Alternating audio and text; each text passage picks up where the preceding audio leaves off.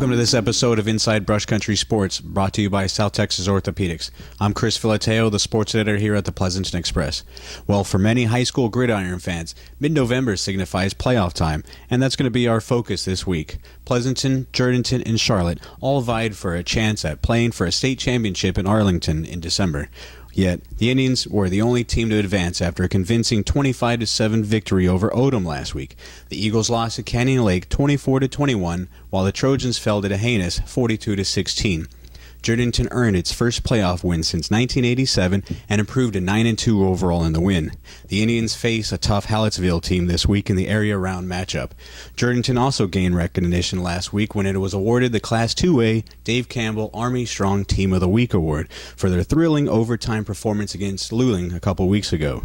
In this episode, we will begin with coverage at the Jourdanton Pep Rally last week, where the Indians received the Team of the Week award. Then, we will listen to post-game interviews from each coach after their bi-district games.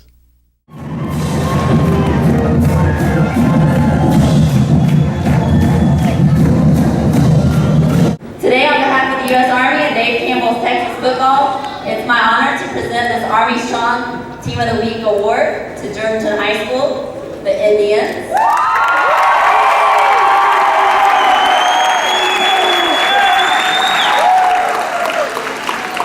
This award recognizes the Indians as the top 2A division team in all of Texas for Week 9. I'd just like to thank Dave Campbell and the U.S. Army for this tremendous honor that they have bestowed upon us. Our coaching staff and our football team. It just shows the hard work and dedication these guys have put in. We appreciate it very much. Thank y'all. Now we move on to the post-game interviews from the three coaches last week.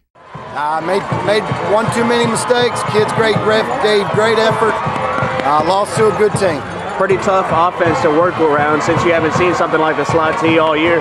What were your thoughts when they first scored the first 14 points of the game? Well, we turned the ball over early, and that gave them momentum. Put our defense on their backs. Our kids fought hard. Proud of them. That was a fantastic victory for us. That's the first playoff victory we've had at Jourdanton since I think '87. So it's a great victory for our kids and our community, and we're really happy the way the kids played. So what does this game mean after earning a bi-district victory short-handed? It means that our kids will step up when they need to. We had a bunch of kids that stepped up in a couple of positions that hadn't been playing a whole lot, and they did a really good job tonight. So do you think this win will spark the momentum for next week's game? Oh, yeah, I think our kids are happy about where they're at, and they'll continue to play hard. What are your thoughts on the game tonight? I thought, first half was back and forth. Offensively, we did a good job moving the ball up and down the field in the first half. Defensively, we had our troubles tonight. We couldn't seem to corral them. The first time around, we allowed 20 points through the entire game, and this time around, we scored 42. So bottom line came down to defense. We couldn't stop them. We couldn't stop number 11 defensively. But overall, I'm proud of the kids and what they've done this year. Did the Hyenas play differently from the first meeting this season? Yes, they did. What they basically told us early was they were going to put it on number 11's back, which is a quarterback, that young kid, and he made us pay for it. So we try to make some adjustments at halftime and try to go ahead and slow them down, slow down number 11 a little bit. Worked for a little bit, and then once they got going, it was we couldn't seem to slow them down. Who stepped up the most in the game despite the result? Overall, the kids, the effort in general. First half was awesome. The kids were in the ball game. Last year we played Sabinal in the playoffs, and by halftime it was over. So for them to be in a ball game, basically overall, the kids overall, because last year we went 2-8, went to the playoffs, we lost to Sabinal 61-6. This year, we improved a little bit, 4-6. Went to the playoffs again 2 years in a row, and at halftime we're in the ball game. So there's improvements going. I just wish I could have had these seniors for a couple more years. But other than that, I am disappointed, but I'm pleased overall with the improvement that we showed this year. First, let's look at Pleasanton after they lost to Canyon Lake last week in Converse in the bi-district playoff round. Canyon Lake eliminated the Eagles 24-21 last week in a bi-district playoff round in Converse. Pleasanton stuttered in the first quarter as the Hawks effectively executed their slot T offensive formation. Canyon Lake took an early 14-0 lead going into the second quarter, but the Eagles bounced back and scored before halftime. Pleasanton outscored Canyon Lake in the second half 15-0, but couldn't hold the Hawks defensively in the final minutes. Canyon Lake booted a 19-yard field goal to advance to the area round. The Eagles finished their year 9-2 overall for the second consecutive season. Next, the Indians prepare to square off with Hallettsville this week. Then I sat down with Jourdanton head coach Wayne Johnson to discuss the Indians' game plan for Friday. The Indians dominated Odom 25-7 to earn their first playoff win since 1987 last week on the road. Jourdanton's defense held the Owls to 126 total offensive yards, along with only one touchdown in the win. The Tribe led 19-7 at halftime and added a fourth-quarter touchdown to secure the playoff victory. Jourdanton improved to 9-2 on the year and would square off with the 11-0 Hallettsville Brahmas. Hallettsville is ranked number 5 in the Class 2A Division I Harris ratings, but the Indians shut out the Brahmas 13-0 in the only meeting between the two schools back in 1957. That was a bi-district playoff game. Hallettsville defeated Lago Vista 41-35 last week in its bi-district game. Jourdanton travels to Matador Stadium in Seguin Friday night, and kickoff is set for 7:30 p.m.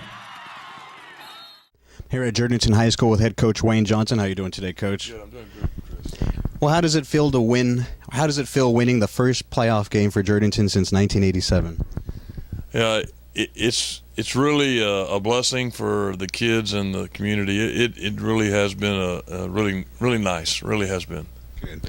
Now you guys have Hallettsville up next. They're number 5 in the Harris poll, number 7 Dave Campbell's poll. What's their offensive formation, Coach? They're spread every play, and they're they have a good quarterback. They like throwing the ball around the yard, man. They throw it everywhere, and then they run what we call GT, where the guard and the tackle will lead on the opposite side, and they give to that one back, and that's their base offense. That's what they're running, and they're really good at it. How do they line up defensively, Coach? Defensively, it depends on what they see. We run a wing T offense, and Lago Vista runs a wing T that they played last week, and they had 11 in a box. So, we're kind of expecting, we're a little bit more spread out than Lago is. So we're expecting probably 9 in the box. So it's going to be a challenge, that's for sure. But our offense really is set up to counter that type of thing, where we're blocking down and kicking out on the end and trying to run that hole. Well, the last time Jourdanton and Hallettsville faced was in 1957. Jourdanton shut them out 13-0 in the bi-district round. What's it going to take to repeat that performance, Coach? Well, you're good on research. I didn't really realize that. We're going to have to play great defense. There's no doubt about it. They've got some burners on the outside, and the quarterback and that back both run really hard. They got a good-sized offensive line, so we're going to have to play great defense and tackle well. And then on the offensive side of the ball, we've got to try to control the ball and keep it away from their offense as much as possible, try to grind it out and get it down. And that's our game anyway. We're trying to run the ball down the field. So if we can do those two things, I think we got a good chance. What's the atmosphere been like around campus, Coach? Oh, it's great. The kids are positive and just happy as they can be to be in the second round. It hadn't happened, like you say, in so long, and we're just happy to be here. And it's one of those deals, better look out, because you never know what an underdog can do. That's right. Well, congratulations on your win last week, Coach, and good luck on Friday. Thank you. Finally, we look at the Charlotte Trojans after they lost to Dehanis 42-16 last week in Italia. The Trojans stayed with Dehanis in their bi-district playoff game, but fell 42-16 in Italia last week. Charlotte narrowly trailed 21-16 at halftime, but couldn't stop the Cowboys in the second half. Despite the result, the Trojans compiled 286 total offensive yards, with 182 coming on the ground. Charlotte greatly improved from its 2-8 season last year. The Trojans doubled their win total, along with qualifying for the postseason for 2 years in a row. The Trojans finished their season 4-7 overall. Don't forget to follow us on Twitter for the latest scores of your favorite area teams at PE1909. You can join the conversation at #MyBCSports. I also want to shed light on cancer awareness. If you don't know, this month is No Shave November. Myself, along with co-workers David Wickersham and Eric Davison, have all faithfully participated. Even though I can't stop scratching my face at this point, it's to bring awareness to cancer research. You can also search online for more information about No Shave November, or you can just donate to a good cause as well. Now, well, that's going to be it for this week's episode of Inside Brush Country Sports. I'd like to thank you for watching at home or wherever you may be. I'd also like to extend our gratitude to South Texas Orthopedics. Signing off, I'm Chris Filateo, and good luck to Jourdanton this Friday.